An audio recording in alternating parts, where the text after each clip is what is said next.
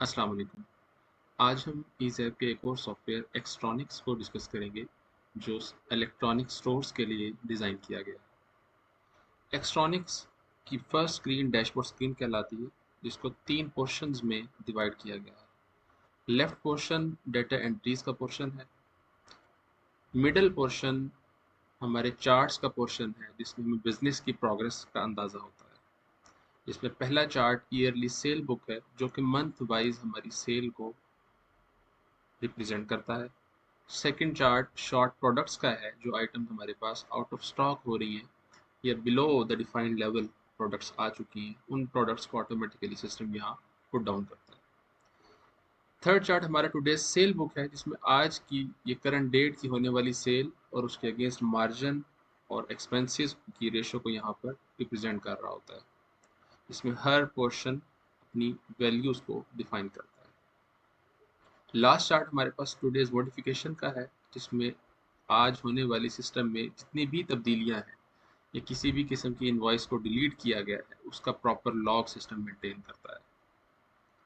Right portion हमारे पास reports का section है, जिसमें डेली बेसिस पर यूज होने वाली सिलेक्टिव रिपोर्ट्स को जस्ट पेश किया गया है।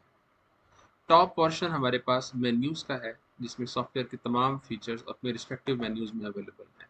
इसमें सेटअप है, स्टॉक है, सेल्स और इसी तरीके से फाइनेंस। सिस्टम में कोई भी नई चीज़ बनाने के लिए हम सेटअप की तरफ मूव करेंगे। सेटअप में हमारे पास अकाउंट्स फाइल अवेलेबल है, जिसमें हम हर किस्म का अकाउंट, चाहे वो सप्लायर हो, हमारे कस्टमर हो, एक्सपेंसेस हो या जनरल टाइप ऑफ अकाउंट्स हो, वो सारे अकाउंट सिस्टम में यहीं से डिफाइन किए जाते हैं। सबसे पहले अकाउंट के कुछ टाइप्स हैं। कैश का अकाउंट बनाना हो तो कैश को सिलेक्ट किया जाता है और नेम के अंदर टाइटल उसका अकाउंट का टाइप कर दिया जाता है। इसी तरीके से अगर बैंक्स के अकाउंट मैनेज करने हैं सिस्टम में तो बैंक सेलेक्ट करते हैं, और कंपनीज के अकाउंट्स हम पेएबल्स में और कस्टमर्स के रिसीवेबल्स में बनाते हैं। इसी तरीके से किसी किस्म का एक्सपेंस हेड क्रिएट करना हो तो उसके लिए एक्सपेंसेस सिलेक्ट किया जाता है और अपनी शॉप रेंट फॉर एग्जांपल आप अकाउंट बनाना चाहें तो इस तरह हम नेम टाइप करते हैं और सेव प्रेस करने से हमारा अकाउंट क्रिएट हो जाता है। जितने भी अकाउंट सिस्टम में अवेलेबल हैं वो हमारे पास यहाँ ऑटोमेटिकली लिस्ट डाउन होते हैं, ताकि हम किसी भी वक्त उनको एडिट करना चाहें या अनयूज्ड अकाउंट्स को डिलीट करना हो तो वो ऑप्शन भी यहाँ हमारे पास अवेलेबल है। इसी तरीके से जब हम कंपनी का अकाउंट बनाते हैं तो उसके साथ ही हम उसकी डिस्काउंट परसेंट जो हमारा एग्रीड है उनके साथ उसको मेंशन करते हैं, और पेमेंट डेज हम कितने दिन में उनको पेमेंट करते हैं। और इसी तरीके से अगर ये टैक्सेबल पार्टी है तो उसको टैक्सेबल चेक करते हैं, ताकि हमारे पास जो इनवॉइस का फॉर्मेट है वो as per taxable invoice print हो जाए। सेटअप में नेक्स्ट हमारे पास प्रोडक्ट फाइल अवेलेबल है, जिसमें हम अपने वो तमाम आइटम्स क्रिएट करते हैं जिनमें हम डील कर रहे होते हैं। इसमें आइटम का नेम, उसका वो सब ग्रुप क्या है और वो किस कंपनी का है, उसका परचेज रेट, सेल्स रेट, और इसी तरीके से मिनिमम स्टॉक लेवल यहाँ हम मेंशन कर सकते हैं 10। इट मीन्स कि ये आइटम जब स्टॉक में बिलो 10 होगा तो वो ऑटोमेटिकली हमारे पास डैशबोर्ड पर शॉर्ट प्रोडक्ट्स में यहाँ लिस्ट डाउन हो जाएगा। ये आइटम हमारे पास किन कलर्स में अवेलेबल है वो कलर्स हम यहाँ ऑटोमेटिकली सेलेक्ट करते हैं। न्यू कलर्स क्रिएट करने हो तो हमारे पास कलर का टैब अवेलेबल है, जहाँ पर हम सारे कलर्स डिफाइन करते हैं और न्यू के लिए न्यू को प्रेस करते हैं और न्यू कलर यहाँ डिफाइन करते हैं। इसी तरीके से कुछ स्पेसिफिकेशंस हैं अगर कुछ आइटम्स की तो वो यहाँ डिफाइन कर सकते हैं। कंपनी के टैब में रिस्पेक्टिव कंपनीज बनती हैं। इसी तरीके से किसी आइटम की सब कैटेगरी है तो वो सब कैटेगरी यहाँ डिफाइन करते हैं, और जो ग्रुप है उस ग्रुप के अंदर हम अपने air conditioner, fitting, kitchen appliances जो भी हमारे पास ग्रुप चल रहे हैं वो सारे यहाँ क्रिएट होते हैं। नेक्स्ट हमारे पास कमीशन पॉलिसी स्लैब अवेलेबल है, जिसमें हमारे पास जो भी स्लैब है वो हम सिस्टम में ऑटोमेटिकली पुट कर सकते हैं, और अगर कंपनी हमें ग्रुप वाइज टारगेट देती है तो वो भी हम सिस्टम में टारगेट डिफाइन करते हैं, और वो किस तारीख से इफेक्ट स्टार्ट होगा और कहाँ एंड होगा, और किन ग्रुप्स पर वो कितनी क्वांटिटी में हमारे पास टारगेट अवेलेबल है। तो फिर इस टारगेट को जब हम अचीव कर रहे होते हैं तो उसकी फिर प्रॉपर रिपोर्टिंग हमारे पास अवेलेबल है, ताकि हम अगर कोई टारगेट के अगेंस्ट हम इंसेंटिव मिलना है तो वो हम कंपनी से डिमांड कर सकते हैं। सिस्टम में अनलिमिटेड यूजर्स बनाए जा सकते हैं और हर यूज़र किन स्क्रीन्स पर वर्क कर सकता है, उसकी कितनी अथॉरिटी है, वो सिस्टम में हम यहाँ से न्यू यूज़र भी क्रिएट करते हैं और यूज़र राइट्स भी असाइन करते हैं। नेक्स्ट सेक्शन हमारे पास स्टॉक का सेक्शन है, जिसमें परचेज फाइल अवेलेबल है। जब भी स्टॉक हमारे पास रिसीव होता है तो हम यहाँ सिस्टम में उसकी इन्वॉइसिंग करते हैं, जिसमें DN नंबर पुट करते हैं, उसकी डेट पुट कर सकते हैं और फिर अकाउंट में हम बताते हैं कि किस सप्लायर से हमें वो स्टॉक रिसीव हुआ और किसी किस्म के अगर रिमार्क्स हैं तो हम डिटेल के लिए यहाँ पुट करते हैं।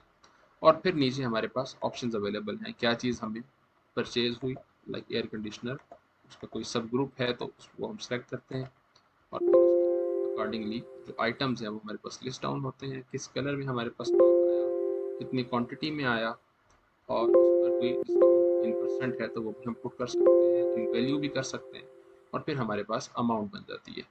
तो इस तरीके से जितने भी आइटम हमने परचेज किए वो सब हम एक ही इनवॉइस में पुट करते हैं और फिर हम इसको सेव कर देते हैं। जब परचेज किया जाता है कोई भी स्टॉक तो वो ऑटोमेटिकली स्टॉक डिटेल रिपोर्ट में हमारे पास स्टॉक का पार्ट बन जाता है और यहाँ से हम अपनी stock report according to group and sub group देख सकते हैं। नेक्स्ट हमारे पास आइटम लेजर अवेलेबल है, जहाँ हम एक किसी भी आइटम को ट्रैक कर सकते हैं कि वो कब परचेज किया गया, कब सेल किया गया।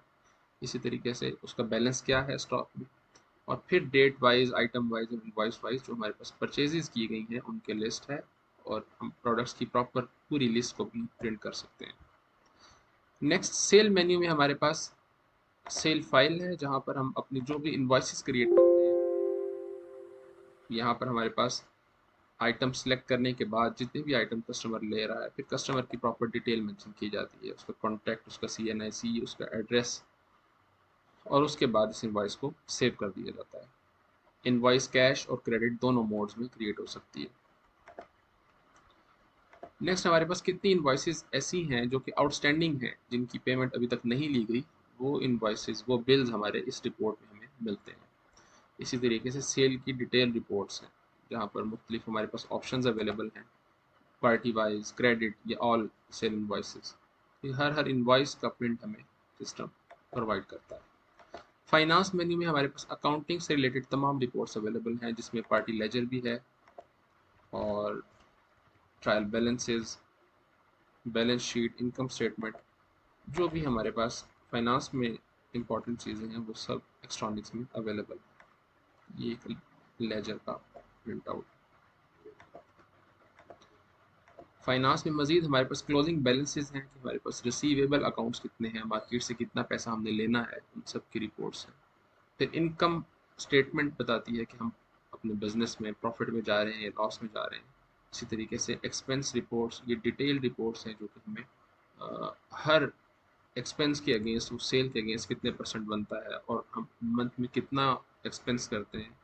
इसी तरीके से कमीशन रिपोर्ट हमें बताती है, जो कि हमने कमीशन यहाँ डिफाइन किए थे कमीशन पॉलिसी स्लैब में, उन्हीं की जो रिपोर्ट है वो हमें कितना कमीशन बन चुका है ये रिपोर्ट हमें प्रोवाइड करती है। फिर इसी तरीके से कंपनी के जो टारगेट थे हमें, उन टारगेट्स के अगेंस्ट हमने कितनी सेल कर ली, तो ये टारगेट वर्सेस एग्जीक्यूशन रिपोर्ट हमें वो प्रॉपर रिपोर्ट प्रोवाइड करती है। इसी तरीके से सिस्टम में डेट लॉक का ऑप्शन अवेलेबल है, ताकि अगर कुछ KPOs, कुछ ऑपरेटर्स हमारे सिस्टम यूज़ कर रहे होते हैं तो वो प्रीवियस डेट्स में जाकर एंट्रीज करने से अगर हम उनको रिस्ट्रिक्ट करना हो तो फिर उसके लिए डेट लॉक का फीचर भी सिस्टम में अवेलेबल है। इसी के साथ सिस्टम जो बैकअप है अपना, वो सिस्टम में उस कंप्यूटर या लैपटॉप में ऑटोमेटिकली डेट वाइज भी क्रिएट करता है और ईमेल अकाउंट अगर अवेलेबल हो तो वहाँ ऑटोमेटिकली सिस्टम बैकअप भी ईमेल कर देता है। तो एक्स्ट्रॉनिक्स को लेकर आज के लिए इतना ही। Thank you so much for listening. अल्लाह हाफिज़।